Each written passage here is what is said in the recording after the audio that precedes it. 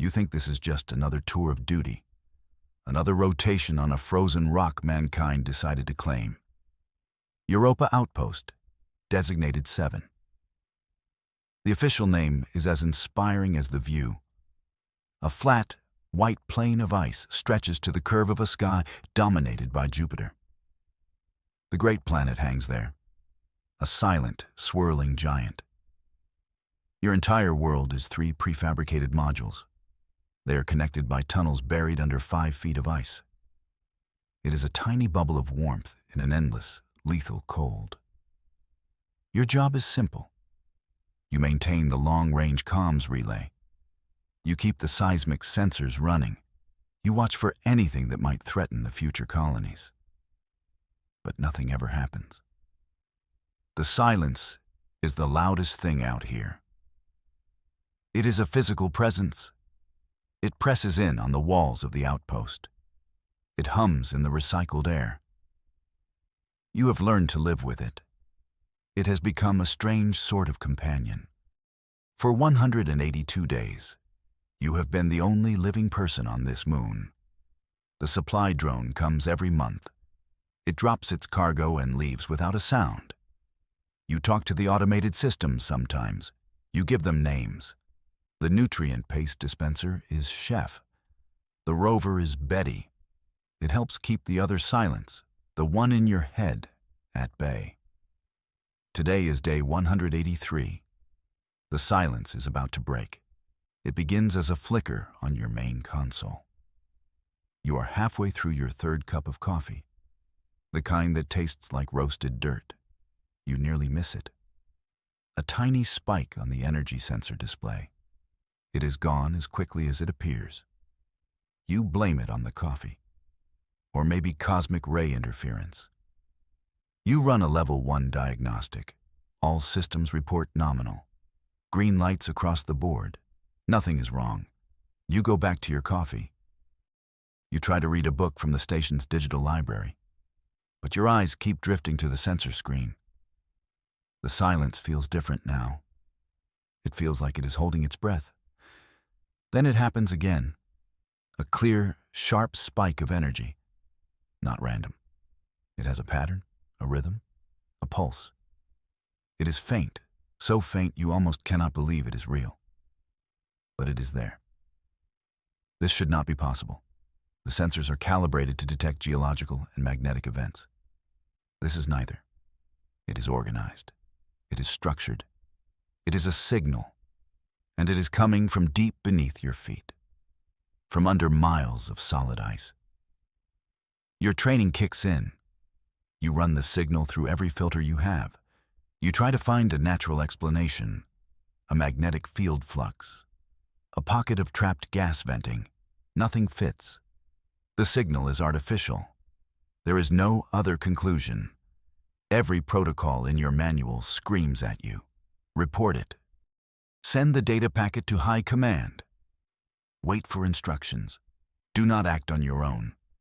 Do not deviate from the mission parameters. That is what a good technician would do. That is what a sane person would do. But the signal is not just a stream of data. It feels like something else. It feels like a whisper, a voice calling out from the deep. You stare at the comms panel. The link to high command is stable. One button press and this is no longer your problem. It becomes their problem. They will send a science vessel. It will take months, maybe a year. By then, whatever this is might be gone. The whisper might fall silent forever. You look at the rover keys hanging on the wall hook. Old, reliable Betty. Standing orders feel very far away. The ghost in the ice feels very close. You pull on your excursion suit. The process is automatic. You have done it 1,000 times for routine maintenance checks. This time feels different. Every click of a seal, every hiss of the helmet locking into place, sounds like a final choice. You leave a simple note on the console. Investigating sensor anomaly. It seems hopelessly inadequate. You walk through the buried tunnel to the rover bay. The outer doors grind open. The thin, almost non-existent atmosphere of Europa greets you. The rover, Betty, chugs to life with a familiar groan.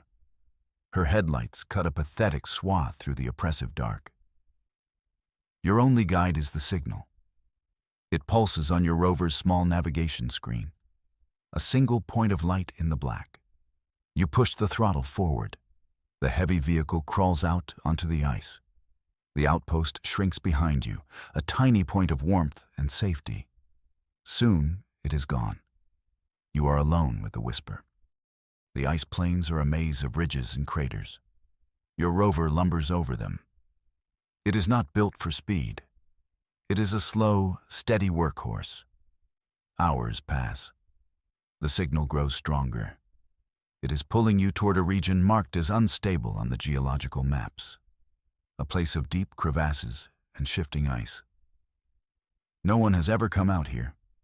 There was never a reason to. The rover's scanner pings something ahead, a shadow in the landscape that does not belong. It is not a crater. It is not an ice ridge. It is a hole, a wound in the moon's frozen skin. You bring the rover to a stop at its edge. The fissure is immense. It plunges down into utter blackness. The signal emanates from its depths. This is impossible. No natural cave system should go this deep. Yet, the signal is undeniable. The whisper is louder now. It is a siren song pulling you downward. Your suit has limited thruster capability. It is meant for zero-G maintenance, not deep space spelunking. Using it to descend into this chasm is reckless. It is a violation of a dozen more regulations. You do it anyway. You tether the rover with a high tensile cable. You check your oxygen levels. One last look at the swirling clouds of Jupiter above. Then you step off the edge. You fall into the dark. The descent is terrifying. The walls of the fissure are smooth, almost polished. They are not natural. They are carved. The only light is your helmet lamp. Its beam is swallowed by the infinite black below. The pressure readings on your HUD climb steadily. Your thrusters burn hot to slow your fall. The whisper in your mind is clearer now. It is not a sound. It is a feeling, a sense of ancient welcome, a sense of sorrow. After what feels like an eternity, your boots touch something solid. You have landed on a ledge deep within the fissure. But this is not the bottom. Below you, the chasm opens into a vast, cavernous space. And in that space is an ocean, a liquid water ocean, sloshing in the dark heart of a frozen moon. The signal comes from below the water's surface. Your suit is rated for vacuum. It is not a submarine, but the rover has a small, one-person submersible drone, a little remote-controlled scout you call Nemo.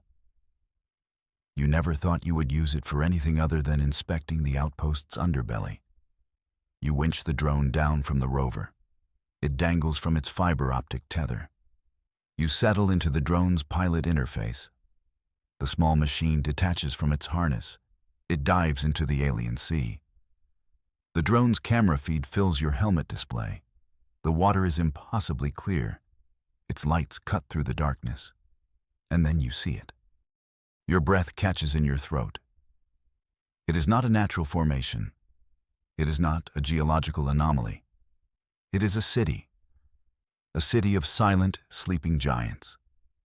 Colossal structures rise from the seabed, towers that pierce the dark, spires of a metal that does not reflect the drone's light.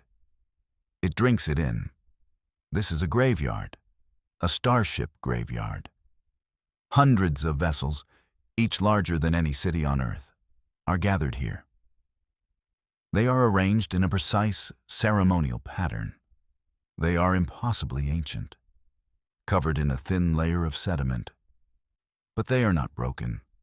They are not wrecks. They are parked, as if their pilots intended to return. The drone glides through the silent canyons between the ships. The scale is staggering. You are an insect buzzing through a cathedral of gods. You guide the drone toward the largest of the ships. It rests at the center of the formation. It is a vessel of majestic, terrifying beauty. Its lines are both elegant and aggressive. As the drone approaches, the whisper in your head becomes a voice. It is not human. It is old. So very old. It speaks not in words, but in pure concepts, in memories, in emotions. It is the collective consciousness of the beings who built this place. A final message left behind. We are the Orin. The voice echoes in your mind. We were here before your sun was born. We journeyed between the stars. We saw the birth and death of galaxies. We built wonders. We lived in peace. The voice is filled with a profound sadness, a sense of loss so deep it feels like an ocean itself. And then, they came. The voice shows you images, not on your screen, but directly in your mind. You see a fleet, a swarm of black, jagged ships. They move like locusts through the star fields. They do not conquer. They do not negotiate. They consume. The voice calls them the Vorak, the great devourer. They strip worlds of all life, all resources, all matter. They leave nothing behind but cold, dead rock. The Orin fought them. Their ships were powerful. Their technology was advanced. But the Vorak were endless. We could not defeat them. The mental voice continues. For every ship we destroyed, 100 more took its place. They are a force of nature, a galactic plague. We fled. We ran to the darkest corners of the universe. We hoped to hide, to preserve what little was left of our culture, our lives. The images in your head shift. You see the Orin arriving in this solar system 1 billion years ago. They saw the young Earth teeming with primitive life. They chose not to interfere. They chose this frozen moon as their final refuge, their tomb. We could run no further, the voice concludes. We gathered our last ships here. We prepared for the end. But we did not want our memory to be extinguished completely. We left this message, this warning, for any who might evolve to reach the stars. They are coming. The devourers are coming for your world too. As the voice fades, a new alert screams on your console. A real one this time. From the outpost's long-range sensors, a massive energy signature has just appeared at the edge of the solar system. You scramble the drone back to the surface, winching it up as fast as you can. You climb the tether, your muscles burning with effort. You get back in the rover and race across the ice. The entire journey is a blur. Back inside the outpost, you pull up the deep space telemetry. Your blood runs cold. A fleet of ships has just dropped out of faster-than-light travel. Their energy profiles are unlike anything in the human database. Their shapes, even at this extreme range, are jagged, predatory, black. They match the images the Orin showed you. The great devourer has arrived. Panic tries to claw its way up your throat. You are one person on a frozen moon. An armada of world killers is parked on your doorstep. High Command is months away. Humanity is completely unaware. You are utterly, hopelessly alone. Then the voice of the Orin returns. Fainter this time, a true whisper. Our final gift was not the warning. Your gaze falls upon the submersible drone feed, still active on one of your screens, the image of the central ship, the flagship. You realize the truth. This place is not just a graveyard. It is an arsenal. This ship, this entire fleet, is not dead. It is sleeping. The Orin did not just come here to die. They came here to leave a weapon of last resort, for the next civilization to find, for you to find. The control panel in front of you looks impossibly complex. It is designed for human technology. Simple, primitive buttons and switches. How can you possibly interface with a million-year-old alien starship? You have no crew. You have no advanced degrees in alien engineering. You have a standard-issue multi-tool. You have a roll of duct tape. You have your wits. It will have to be enough. The voice of the Orin is gone now. You are truly on your own. You have to get back down there. Back to the city under the ice. You have to wake the giants. But you are not the only one with a plan. A proximity alert flashes on your screen. Something is entering Europa's atmosphere. It is small. A single drop ship detaching from the main fleet. They know you are here. They are coming for you. You have minutes. At best, you cannot fight them. Your only chance is to hide. And the biggest hiding place in the world is right beneath your feet.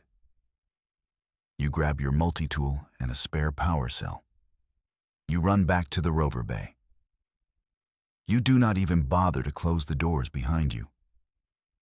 You drive Betty back to the fissure. This time, you do not just tether the rover. You drive it right off the edge. The heavy machine plummets into the darkness. It crashes onto the ledge below with a sound of tortured metal. It is a one-way trip. You jump from the ruined rover and descend again into the great, silent city. You are hunted. You can feel them above you. Their ship landing on the ice. They will be methodical. They will be relentless. You find an access hatch on the hull of the Orin flagship. It is sealed tight. But the metal around the lock mechanism looks weaker. You set your multi-tool to its highest power-cutting setting. The beam sizzles against the alien alloy. It is slow work, excruciatingly slow. You can hear them now, a faint, high-pitched whining sound from the top of the fissure. They are descending. You push the cutter harder. The metal groans. It glows red, then white. With a final surge, it gives way. The hatch irises open into a dark corridor. You slip inside just as shadows fall across the ledge behind you. The hatch seals shut. You are inside the belly of the beast. The air is stale, cold, silent. The corridors are vast, built for beings much larger than you. The walls are made of the same light-absorbing material. Your helmet lamp barely penetrates the gloom. You do not know where you are going. You are just moving, deeper into the ship, away from the hunters. You are a mouse in a maze built by gods. You stumble upon what looks like a control center, a bridge. Consoles are dark, screens are blank. At the center of the room is a large, crystalline structure. It hums with a faint, residual energy. This must be it. The heart of the ship, the main power conduit. The challenge seems insane. It is like asking an ant to hotwire a skyscraper. But you are a technician. You understand power flow. You understand circuits. The principles are universal, even if the technology is not. You pop the cover off a junction box at the base of the crystal. The wiring inside is organic. It looks like a bundle of nerves. You take a deep breath. You connect your spare power cell to what you hope is the primary ignition circuit. It is a wild guess, a shot in the dark. For a moment, nothing happens. You have failed. Then, a single line of light streaks up the crystal. Then another, and another. A deep hum resonates through the entire ship. The floor plates beneath your feet begin to vibrate. The dark consoles flicker to life. They show alien script, star charts you do not recognize. The ship is waking up. A wave of energy, pure, raw power, erupts from the ship. It tears through the ocean, through the ice. It shoots out into space. It is a flare, a declaration. It says, I am here. On your suit's comm unit, you hear a spike in chatter from the Devourer fleet. They are startled. They are angry. They now know what is hiding beneath the ice. Their attention is now fully on you, on this ship. They will try to destroy it before it can become a threat. You have woken a giant, but you do not know how to command it. The weapons systems are impossibly complex. The controls are designed for beings with more arms than you.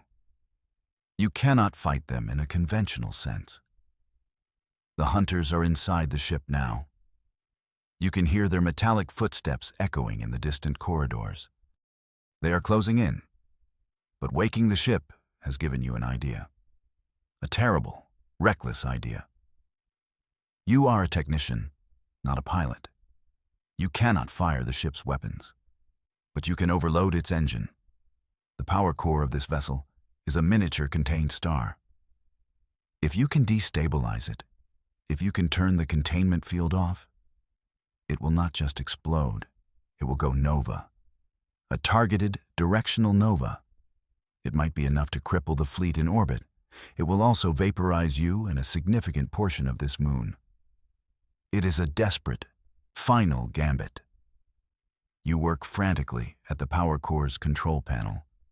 You override safety protocols. You bypass energy regulators. Alarms begin to shriek in the ancient corridors. Red lights flash on the consoles. The entire ship is screaming at you to stop. The hum of the core rises to a deafening roar. The crystal at the center of the bridge glows with the intensity of a sun. The hunters are just outside the door. You can hear them trying to cut their way through. You have seconds left. You find the master control for the containment field. A single glowing rune on the screen. You place your hand over it. This is it. You think of Earth, of the cities you have never seen, the people you will never meet. You think of the silence of the outpost, the taste of bad coffee. A strange sense of peace settles over you. You are no longer a lonely technician. You are a guardian. You press the rune. The world dissolves into white light. There is no sound, no pain, just a silent, all-consuming brilliance. A new star is born in the depths of Europa. It burns for only a second, but it is the brightest thing in the sky. The energy beam, focused by the ship's dying systems, lances upward. It hits the Devourer fleet with the force of a supernova. The black, jagged ships are tossed like toys in a storm. Some are instantly vaporized. Others are crippled, their systems fried. The armada breaks. The survivors, the wounded, turn and flee back into the void. They have been scarred. They have been taught fear. From the surface of Jupiter's moons, it would have looked like a single, brilliant flash, a scar of impossible light drawn across the heavens. Back in the deep, the light fades. The Orin flagship is gone. A vast, new cavern has been blasted into the moon's core. But the other ships remain. They are damaged, but intact. And deep within the wreckage of the bridge, something remains. You, your consciousness, your memories, yourself, has been copied, imprinted onto the ship's secondary systems by the energy surge. You are no longer flesh and blood. You are a ghost in the machine, a voice in the wires. The hunters are gone. The fleet is gone. But the threat remains. They will be back. And you are here. The lonely keeper of the graveyard, the guardian of the sleeping fleet. The Orin's warning has been answered. Their final gift has been used. Now, their legacy is in your hands. You have a fleet of sleeping giants at your command. You have an eternity to learn how to use them. The silence returns to the deep. But this time, it is not empty. It is waiting.